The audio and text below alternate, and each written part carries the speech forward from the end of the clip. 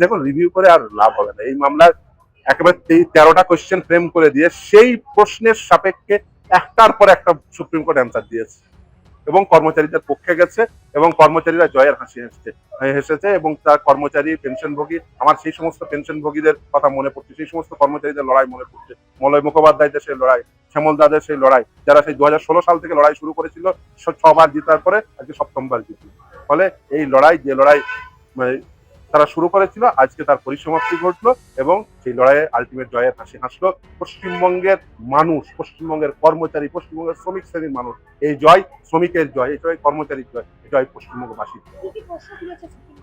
একেবারে তারা দৃষ্টভাবে যে এই এটা স্যাট দিয়ে স্ট্যাটিক কিনা, আন্ডার আর্টিকেল 309 নিয়ে প্রশ্ন তুলেছে, তারপরে বলেছে যে আবিটারি কিনা।